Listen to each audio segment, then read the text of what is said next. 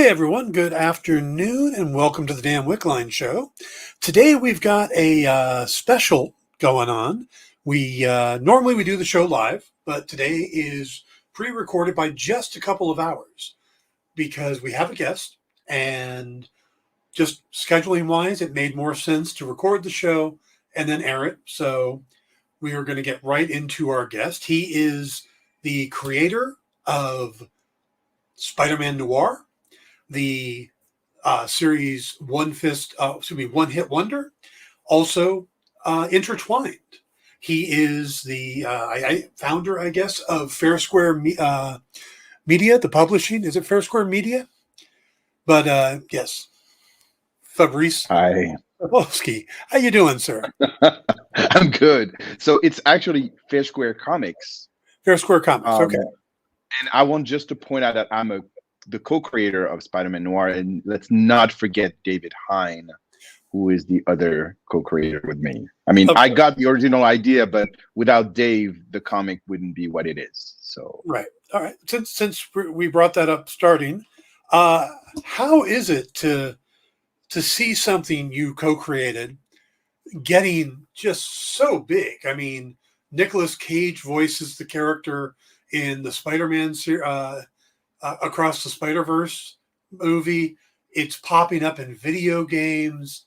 I mean, Spider-Man Noir is huge. How does that feel, just to see something like that totally take off? It will. The answer will disappoint you. It feels disappointing because look, when you work with those big companies, and again, as I always say, and I start with that, I'm very grateful that I got that chance to carry my vision and co-create with Dave Spider-Man Noir and make it a reality for the time that we were doing it.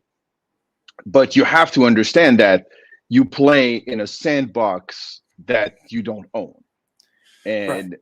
As in you don't own, you have no say in everything else that happens around what you write. So video games, great, but in the case of the video games, most of them we were never aware of them. We were never aware that it happened. I think the only time was when Shattered Dimension, which was the first one in 2011, if my memory is correct, was released, and the editor warned us a week before the release of the game. So he had been going on for a while, because obviously you don't create a game in a week. But when they decided to incorporate the skin with Spider-Man Noir, we didn't know about it. Same thing with the movie. We learned through the trades. I was not associated with it. I'm not even credited in the movie. I think the closest thing to my involvement in the movie has been to the premiere, and Marvel invited me to the premiere of the movie in 2018, and that's as close as I was to that production. And so it feels weird, because a lot of people are invested, but for me, first, this is all news. The Spider-Man Noir journey for me started in late 2006 and ended in 2018. Which was my last collaboration with Marvel. And since then, Marvel has gone their way. They want, as they say, another direction for the character. Good luck. If they want me back, I'm available. Dave is available. But right now, they hold the keys to the kingdom, and that's fair. That's how it is. Now, is this part of why FairSquare Comics exists now? A chance to put this stuff out yourself, to own these things yourself? It's the birth of FairSquare Comics is more the result of my awakening. Mm-hmm. Because after I did Spider-Man Noir, and I realized that I needed to take care of myself because no one cared. And if I wanted to be in this business, I would have to do things myself. You have to remember that when Spider-Man Noir was first published in 2008, it was a success, but it was not incredibly big. It was not a phenomenon. It was a success, but it was like kind of a sleeper hit type of thing. And so afterwards, I was kind of like shocked. And for a couple of years, I couldn't write anything and I couldn't do anything. And I did a project in France, in my home country, that is still unpublished in the US to this day. I hope that I can correct it this year or early next year, with the late Tom Lyle. And after that, I did One Eight Wonder, which started its career at Image, but then things went south, derailed, and I didn't get all the parameters. And creator-owned comics, I'm not going to shock you with this, but the creator-owned comics are very hard. It's very hard to get the financing, to get the ball rolling, to deal with all the logistics and everything. And so that's why it took me all these years between like 2008, when Spider-Man Noir first came, and 2019 when FairSquare Comics was first founded. It took that long for me to figure it out, to understand exactly what I wanted, how I wanted it, what I wanted to do with my IPs, with my characters, and also bring to the fold other people like me. So that's why it took so long. But now that the vision is fully formed and I know exactly what I want and I know exactly where I'm going, we're building it brick by brick. All right. So tell folks what FairSquare Comics are. I mean, I see you've got One Hit Wonder. You've got Intertwined is back over there where it started over at Dynamite, right? So it all started with Noir's the New Black. Okay. So Noir's the New Black is an anthology where I didn't write a line. I did the afterwards, but it doesn't really count. I didn't write a line. I didn't draw anything. But it's my privilege to host that project, which is 16 noir stories by 40 Black creators. And it came out of rage. And after a discussion with my friend T.C. Harris, who's also a journalist on the East Coast, and we were talking about doing something after the murder of George Floyd, something that would be our response to that. And it was indeed a graphic novel. So we kickstarted it, and we didn't expect much, but the Kickstarter was such a success. It was close to $50,000 that after that, I kind of like had the mission to do something about it. And FairSquare Comics was already there, but it was not fully formed. But Noir's the New Black gave the company its purpose. And the purpose is to showcase, develop, and publish stuff from immigrants and minority and underrepresented categories of creators like I am. And basically, the idea is to push people that you don't see, inform people of their rights and ownership, which has been such a struggle for me, even in the creator-owned world, because there are a lot of things that people don't know about when you do creator-owned work at Dynamite or at Image or anywhere else. There are stuff that no one talks about. How you read a contract, what's in the fine print. Ownership has become the heart of what FairSquare Comics is. And when you create a company called FairSquare Comics, you have to be that, fair and square. So I decided to have a level of transparency that is unseen in comics, and literally walk the creators through all the process, and not try to treat them like children, but treat them like partners. So when it comes to developing the company, we created a color-coded system with 3 colors: FairSquare Green, which is for IPs that are owned either by me or the company or FairSquare Comics; FairSquare Purple, which is the full creator-owned section of the company, where we welcome other creators who will maintain all their rights. And when I say all their rights, I mean it. Like, I'm not taking a chunk of anything that belongs to anyone. No media rights, nothing. I'm just a partner. I'm a Okay. publishing partner. And then there's FairSquare Blue, which is for Mutiny, our magazine, and to welcome content that is being developed by third-party publishers all across the world, and we bring to the United States and to the American market. So this is really the base. And when people see the colors, they will understand exactly in which world they are. That makes sense. Yeah, I had a chance to look over Thank your you. website, and I saw that. Mutiny Magazine interests me. I saw that you have a submission set up on the page, Mhm. and basically, if you've got an existing story and want Yes. to send it in, you can send it in. Or if you're an Mhm. artist and you want to send in samples, you can do that. So is a And you are a writer? writer also. Yeah, Oh, you just have to read it through. But if you're a writer, you can submit. If you're an artist, you can submit. If you already have fully formed content, you can submit.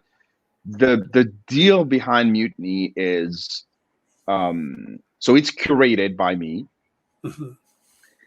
and it's what I call the beautiful Trojan horse.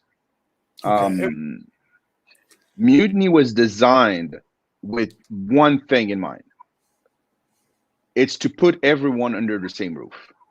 Is to become the Switzerland of comics, a safe haven where you can find mainstream, independent, all genre, all styles, all different, but we all call our passion comics. It's a creator-centric, creator-focused type of magazine Mhm. where we talk directly to the people. And we also talk to each other as creators.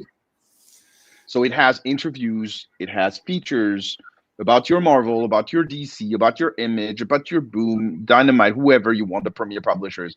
But also you have up to 50 pages of original comic stories from independent creators.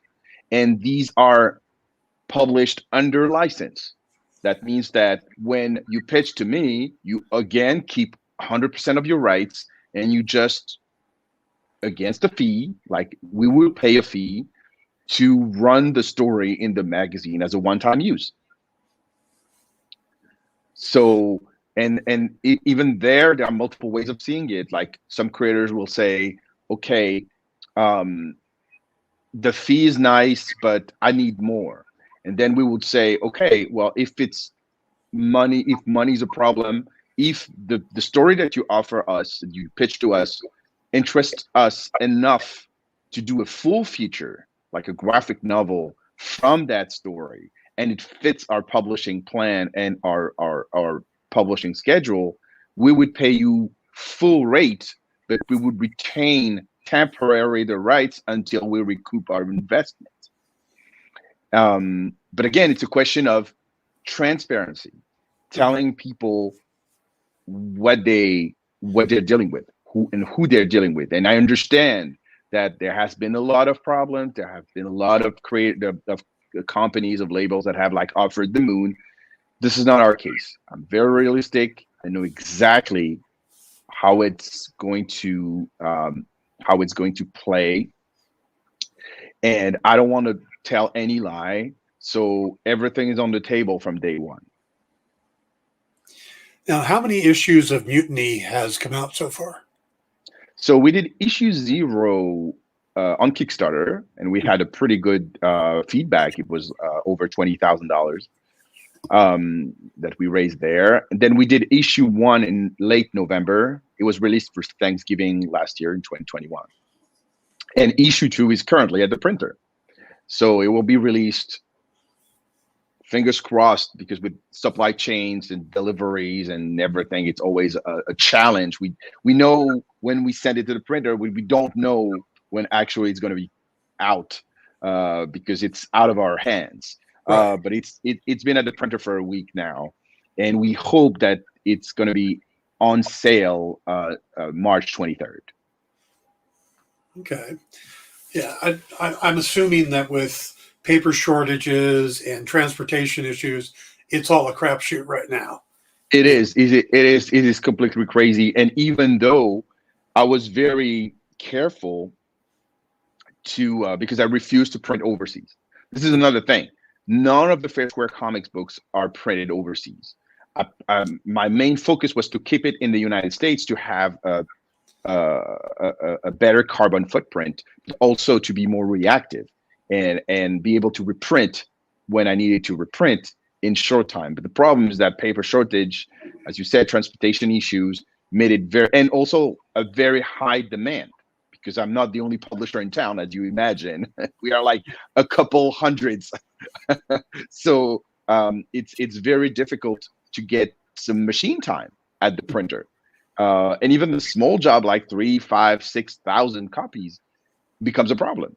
So we wanted to print in the United States our issue 2. It was not possible. They couldn't guarantee any date. Then we'd say, okay, let's go to Canada.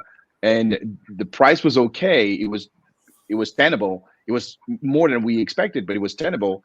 But they had no time for us. Like the issue would have been out mid-April. And I was like, no, it's not possible. Like when I send you an issue mid-February, be released mid-April is just crazy. It's like 2 months for an issue of 100 pages. What is wrong with you? So now we're in Mexico. So we're printing in Mexico. But it's a new printer, so I'm not really at ease with that, because I've never worked with these people. I don't know how it's going to come out. Again, it's just like publishing is an art. It's the art of playing poker all the time. Yeah. Did you? I mean, when I got in the industry, I started off kind of, I got in to be a writer, and I found myself starting off as a publisher. And the more that I focused on the stuff to get books out, the less I actually wrote. That's true. And it's a challenge. And it's a challenge because this is not my first rodeo as a publisher. I've been a publisher in my home country for 16 years. So I did magazines, I did comics, I did a lot of things. I worked for other companies too. So I know exactly what it is. And I know how time consuming the publisher part is, especially when you have a distributor, and we have Diamond as a distributor. And so there are meetings, there are things that they need. You always have to deal with the metadata, to deal with all kind of metrics and all kinds of problems that suck a lot of your time and that are not interesting. But it's all discipline. And I made it clear that as much as I love the idea of publishing others, at the beginning, FairSquare Comics was founded to publish my stuff because no one cares about it but me. So my goal was to say, okay, I think that I'm a decent creator. I wouldn't say I'm a good creator. I would say I'm a decent creator. And being a decent creator, I think what I write or what I draw has the right to be on shelves so that people can judge themselves. And there's no way I will let any gatekeeper from doing it. So fortunately for me, it's working. That means that not wrong. I've been in this business for 25 years, 26 years. So there's something there. And yes, and I'm doing a lot of conventions, and people buy stuff, and they buy stuff because it's good. They don't because they want to buy it. They don't buy it because they despise it or they think it's crap. When people come back after they buy one graphic novel and they say, hey, what else do you have? I want another one. We got an incredible amount of positive reviews for Mutiny. The 0, the 1 that we have, subscribers are like, numbers are moving up, and the orders are moving up also at the stores. They didn't know what to expect. We had to prove ourselves, and we still have to prove ourselves because a magazine is exhausting. Each issue, it's its own beast. So, but we maintain the schedule. We're not really succeeding, right? But trying to do one product a month at Diamond, which is again a challenge for a very, very small company. There's just me, my partner, and my kid, and it's just like, it's a family-owned business, and we're trying to put as much energy and passion into what I do, and also have production values that are like as high or higher than the competition, because I believe in that. I believe that comics are a sensory experience. And then when you see the product, you don't want to throw it away. You want to respect it. So all our books have like a soft touch finish. They have a nice paper stock. They're bound the right way. It really is important. Like production is just as important as content. Now you said that, yeah. Oh, go ahead. No. Keep going. You said that Mutiny was a mix of story content and editorial content, basically. Yeah. Now, how do you balance that? I mean, are you writing all the editorial stuff? Do you have writers working with you, So journalists and stuff? I'm already doing all the design, and I'm conducting most of the interviews. Yes. But I'm not writing 100% of the content. It would be crazy. It's already crazy to deal with everything else. Yeah. But I have a team. I have a few freelancers I'm working with. Some of them are from my other life, my French life. Some of them I've been working with for decades, but they deliver their articles in French, and I have to translate them into English and make them look good in English. So that's an extra layer of work for me. So even for the articles that I'm not writing, I have a hand in it because I'm editing heavily and I translate into English to give them that flavor that will make people buy it here. So it's still a lot of work editorially, even when I'm not writing. So, and I have a story in each issue that I write. So, and then I oversee, and that, of course, that I edit myself. So, yeah. And sourcing other people's material, sourcing the short stories is a hell of a job. Just like creating all the covers. There are 5 covers per issue. That's a lot. And these are not like newcomers. We're talking about artists that have like, they're huge. For issue 0, we had Chris Cross, we had Greg Capullo, we had Layla Lace, we had I don't know who else we had, J. Scott Campbell, and for issue 1 we had Olita, and that is issue 2. For issue 1 we had Derek Robertson, we had Jean Ha, we had Marguerite Sauvage, we had so many, like, and Alita Martinez, Arthur Adams, Joyce Chin, all these creators, like some of them are 100% exclusive, created for the magazine. Some of them are also exclusive, but they were not especially created for Mutiny, but they had not been seen. So it's still a lot of work to put all that together and create a package that is just as attractive as you can make it. Yeah. So you're saying you've given up sleeping? Yes, sleeping, weekends. Yeah, that basically vacation time. What is it? I don't know. Yeah, I'm basically working all the time, but at the same time, and this is also something that you realize when you hit 50 years old, which I have in 2020. So I'm going to be 52 this year. Time is running out. Yeah. And I don't have any plan. Like I don't have any retirement plan. I moved to America when I was 44, with just 4 pieces of luggage and $500. So it's just like there's no romance in it. There's the necessity to survive. There's the necessity to create something of value that people will buy, because every month is a challenge. You have bills to pay and you have to make it. So you cannot slack on it. You cannot be easy. You have to really do the job. Harder than everybody else when you have full over there doors to you. And so I come from a place of I have friends in this industry, and I'm extremely happy and super thankful to people like Joe Illidge, who have, or Tyler Button, or other people like that, or Rich Young at Ablaze, who give me work on the side so that I can fund all this. That's how I got involved with heavy metal. That's how I got involved with the Blaze, doing translations for them. That's how I got involved with other clients the same way, because you have to survive. When you create a publisher from scratch, you don't expect passive income to come overnight. You have to work very hard the first 2-3 years and put in the work so that people respect you, so that people know you, so that people have an idea of what you want to do and enjoy it.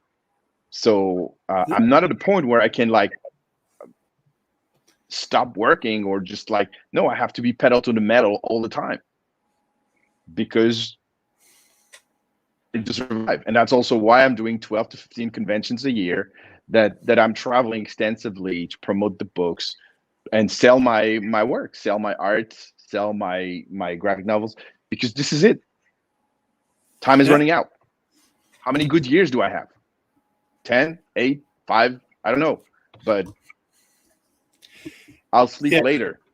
I was going to say, being the exact same age as you, this doesn't help me at all. Thanks. I'm sorry, Dan. But fortunately, not everyone is like me. It's exhausting. Yeah. Oh, no, I understand. And I understand the workload you're dealing with. And because it's basically, if you're a creator, you're doing that, especially when you get a little older and you're hitting these conventions and you're doing all this stuff. It takes a toll, but there's no real stopping, because there's no insurance plans. There's no I don't have any of that. There's no safety net yet. And let me tell you a funny anecdote, like really quickly. So in Mutiny magazine, there's a story that I have called No Future. And it ran in issue 0, and it ran in issue 1, but it absence from issue 2. I had to replace it with another series that I did. Why? Just because I didn't simply have the time to sit down and write the new issue. So it will be back in issue 3, and I wrote 5 pages on the plane yesterday. I mean, not yesterday, Monday when I came back. And so yesterday I sent the first 5 pages of the new chapter to the artist, and he was so impatient. He was like so happy. He's like, "Oh, it's coming back! Great, I'm on it." But it's bad. It's just like, it's so bad. I have no time for myself. I'm also doing this. I'm trying to finish another graphic novel that is very important to me, called Lady Bird, which will be my first YA book. This is Lady Bird. That is the Kickstarter edition, but the full-size version is going to come out late April or early May, again depending on supply chain. But like, we still have a few pages to finish, and I still have to letter 2/3 of the book, and I haven't started, so it has to be done by March 15th. So it's just also another challenge. I feel you, man. I really do. Now, didn't you just spend a year or so as editor-in-chief over at Humanoids? So it was not editor-in-chief, because there was no editor-in-chief, but that was closer to 2.5 years. Okay. I was senior editor. That's and it was a good experience while it lasted. I mean, when they let me go early 2020, it was just before lockdown, like a week before lockdown. They let me go. It was like that, Americans, the Hollywood style. We no longer need your services. Good luck. And that was it. So it was pretty rough, but at the same time, I say that they didn't really let me go. They freed me, because without that, there would be no Orange New Black. There would be no FairSquare Comics the way it is now. There would be no Lady Bird. Lady Bird came literally to my head 2 weeks later, and I started designing the characters and get the story right. So it really is. It was a blessing in disguise. It was hard, because when you've worked on so many books, and so many great books that I worked on when I was there, and I'm very proud of what I did at Humanoids for 2.5 years. And there's a lot of things that I implemented there and that are still there. Because when I came on board, there was no editor. Mhm. There hadn't been an editor in the U.S. branch of It's for years. So it's been a journey. And again, I'm very proud of some of the books. Like MPLS Sound was like a book that I brought to Humanoids, and that was released after I left, because of my passion for Prince and the Minneapolis Sound. Some books like that, all the H1 series, Omni in particular, which was really my baby. So I mean, there are plenty of stuff. I mean, I couldn't go through all this because I edited over 90 books when I was there, both translated and originals. So yeah, I did a considerable amount of work when I was at Humanoids. But as I always say, again, I have a lot of sayings. Companies come and go, but creators are here to stay. So I'd rather be in the creator's seat, even though I'm also the publisher right now. But yeah. Companies come and go, but creators always stay. Yeah. Now let's talk about the books. You've got One Hit Wonder coming out today, right? The graphic novel. Now, you had done this originally at Image. Tell people about it in case they're not familiar with the series. So One Hit Wonder is the story of a child celebrity who grows up angry and becomes a hitman for the mob. And it's 180 from Spider-Man or from Intertwine. It's very different. But I guess, and a lot of people have been taken aback by that at first when it was released, because they expected me to follow up Spider-Man with something in the same vein. But creators don't have a one-track mind, and there are different layers of me, humor, dark humor, a lot of that, and One Hit Wonder reflects this other aspect of my personality as a creator, a lighter side of me. And so I remember exactly the conversation that I had with Rick Stevenson. It was in 2015. My memory is correct. 2013, I had this conversation with him, and I said, like, look, this project with Aaron, I need Wonder. Do you want to take a look at it? And he said, yeah, I'll take anything you want. And they took it, but things went south very quickly there, because Ariel had to leave the book because he was going through a personal situation and he couldn't stay on. And so he said, look, I love the book, but I'm giving you my rights back. It's yours. Do what you have to do with it. But we had already 2 issues published. And so I had to find another artist to replace Ariel. And of course, when you have a superstar like Ariel, it's very hard to find someone who will like fill the void. And I found this artist. His name is Stephen Thompson, a very solid artist from Ireland, but extremely slow, not really good at communicating also.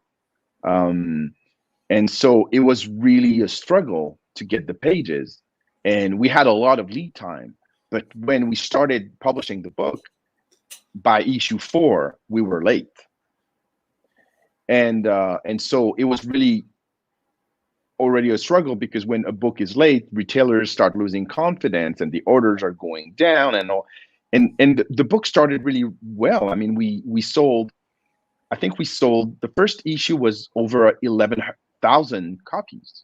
So it's still good. I mean, it's very good. I was extremely happy with the first issue. And the attrition with issue 2 was not that bad. I think we were something like 8.5 or 9,000. So it was still pretty okay. That means that even if they didn't see the book, they had faith in it. So I was very happy. And then by the time issue 4 came, we were down to 5. And then 9 pages into issue 5, Stephen sends me a message saying that he's going to DC and he's dropping the book. And then I have to replace him again. and have another artist. And this is where, thank God, Matteo Scalera is a good friend, and he recommended a guy that is now making like waves at Marvel, Ivan Fiorelli, and he's now doing the X-Men, and I mean he's doing. But he had his American debut in One Hit Wonder, and he did issue 5. He completed the job in no time, like in 3 weeks, 4 weeks, so that we can. But we were already late. So when issue 5 came out, sorry, and it was and because I'm an idiot, issue 5 was also a double issue, so it was like 32 pages. I should have done a 6th issue. I don't know why I did 5, but it was a double issue, and Ivan completed the book, but it was 9 months late. And so by the time issue 5 came out, interest had faded. There were other things around, and I think we sold something like 3,800, something like that. And then after that, I stopped because I was exhausted. I had no money left. I had lost tons of money on production on One Hit Wonder. It was heartbreaking. It was really a difficult experience. And then Image, it took them 9 months to tell me that they were not interested in doing the graphic novel.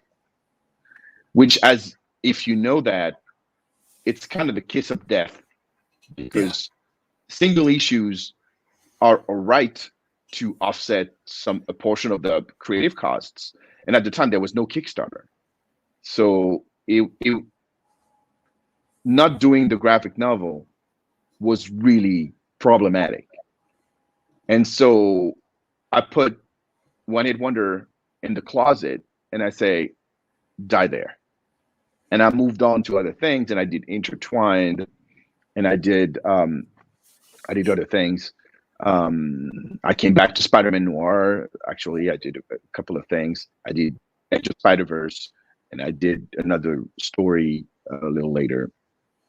And I was an editor all this time, also doing multiple things for multiple people, kind of like a mercenary job. And then after I found it, FairSquare Comics, I decided to bring back One Hit Wonder and kind of like revisit it.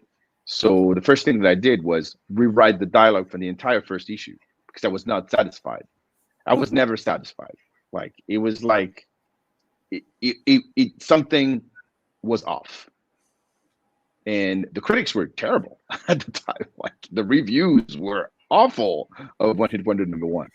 But revisiting it, I understood exactly what I needed to do. I grew a lot as a writer in between. My understanding of the mechanics of comics were also better, and also published as a whole, it became way better to understand where I was going. Which with the single issues, sometimes you can get lost in the thing if you don't have the right cliffhanger, if you don't have the right thing. But as a whole, as a single volume, it all made sense. So we did a Kickstarter, and we failed. And so I was like, this book is cursed. I'm never gonna do anything. Like I lose money once, I lose money twice. What the hell is going on with this? And a lot of my friends said, don't give up. Don't be discouraged by that. I posted a very, very long post on Facebook after the first failure, and most of the people said that they never saw me posting anything about it. And I have been posting every day for the 30 days of the campaign. So it was heartbreaking, but this is where I discovered the power of the algorithm and how it can prevent you from reaching your audience. So I said, all right, let's revisit that. And we had a long conversation with my partner, and she was on board with this. She helped me changing everything. And instead of making it a product-centric campaign, making it a creator-centric campaign. That changed my life, because I realized that a lot of people wouldn't really be interested or engaged in one hit wonder if they didn't know me. So it became about buying the creator, and if you like the creator, you will like the book. Yeah.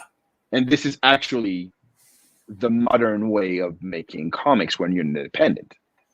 That's why I love doing panels and podcasts and being at shows, because how much can you understand of a comic book, the complexity of what we write or what we draw, in 5 minutes?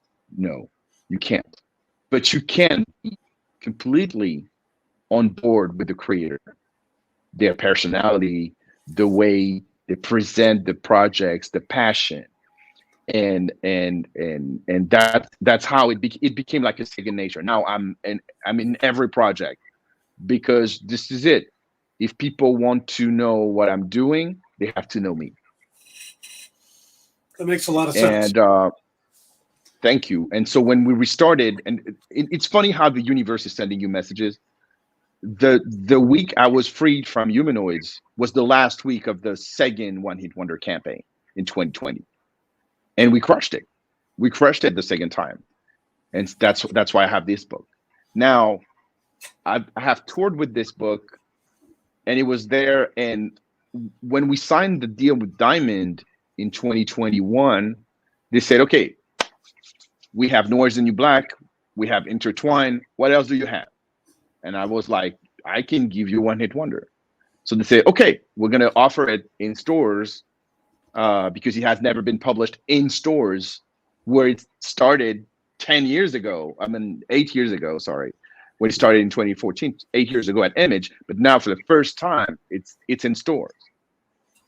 And that's the version that comes out this week. And again, it should have come out January 12th, but due to the supply chain issues, it took the printer 2.5 months to get through it and to ship it to Diamond. Yeah. Yeah. And I'm seeing that with every publisher right now, just about. They're all having issues, books that should have come out months before. Yeah. Kyle, who the producer on this, and I do a show on Tuesday nights where we talk about new comics, and we were just talking about one last night. That was the second issue from a Volt comic. That the first issue was like 3 months ago, and it's like it's been done. It just they couldn't get it finished printed. So, exactly. Yeah. Because and it's just incredible, because like 20, 30 years ago, when a comic wouldn't come out and people were mad at it, it was because the creators were late. But now the creators are not late, but the printing situation makes it impossible to reach the audience directly. Yeah, most publishers nowadays, they actually backload stuff. I know when I was doing the freeze over at Top Cow, we got all 4 issues done by the time number 1 came out, so we wouldn't miss the deadline. Exactly. Yeah. But this is a new world. I don't know how long this crisis is gonna last. Maybe we'll be over in 3 months. Maybe we'll be over next year. Maybe we'll never be over. We don't know. But we have to live with it and adapt. You know how it is: adapt or die. Yeah. Now, with the you were talking about the collection, the trade with One Hit Wonder. I have in the last few years, I have noticed more and more that you do the individual issues basically to pay the creative teams and do overhead and stuff like that, but you really make your money on the trades. And I mean, from your point of view, are you seeing the same type of thing where I've known that from the start. Look, I love single issues because I'm an old collector. I mean, I'm not even a collector. I'm an old reader. Like, I'm not so much of a collector as collectors consider themselves. So I'm not that. I don't have I'm not pretending to be a collector. I'm an enlightened reader. But I love the format of the single issues because it's how I discovered comics. Right. Just like you, old people. That said, a book will last forever. A book will last forever. And there's something that we needed to accept as comic book people, is that we're part of the book family. We're not part of the periodicals family. And being part of the book family makes us more visible, more respectable, more accessible. Mm. There's also let's not like forget this. There's also a better profit margin in books than you have in single issues. And in single issues, who's the one profiting the most? The speculators, the second hand, third hand, fourth hand market. Yeah. These people are going to profit off the single issues. Not even the retailers. Retailers make more money with the trade, technically. Yeah. So trades are a bigger risk because instead of investing $4 on a comic, you will invest $15, $20, $25 on a book. But the book will stay forever. It will stay in print. You will, every time you will add a volume, you will sell from the previous volume, and you can create your legacy. So, and that's why there are no single issues at FairSquare Comics up to May, because I'm crazy, and I want to try stuff. So I said I wouldn't do single issues, and I won't do single issues. But what we're going to do is we're going to do the deluxe specials. Okay. We have.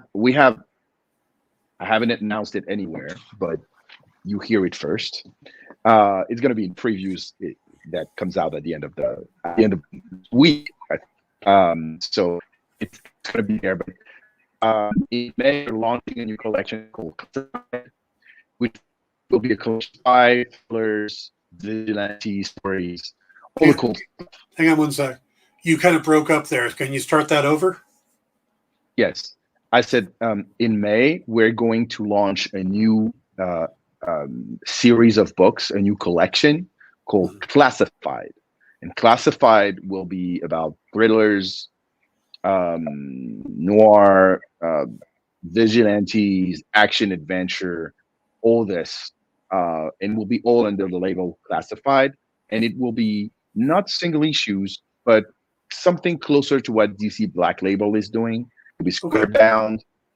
It will have a soft touch cover. It will have high production value, but it will be between 48 and 100 pages each. So it will be a different format, and it will be direct market exclusive first, and then we will compile it as an anthology in Classified Volume 1, Volume 2, Volume 3, and so on and so forth. And the first one that opens it is a book by Portland creator Ibrahim Mustafa. Okay. That you may know. He did James Bond. Yeah, that's he did a couple of books at Noir. And Ibrahim is a very good friend, but he's also a hugely talented creator, and he has this series called Jaeger. He's a creator-owned series, and Classified Jaeger is the first title from that collection, and comes out May 18th. So get ready for that. It's a great story. It's the story of it takes place in 1947 after World War II, and it's the story of this guy who used to be he was caught by the Nazis during the war and tortured, and after the war he becomes an agent for MI6, and he gets the chance to be on the trail and find the people that torture him. And so what will be his stance? Will he kill them? Will he take them to justice? So it's like there's a moral aspect to things. It's a very good book. Nice. Very, very proud to publish that.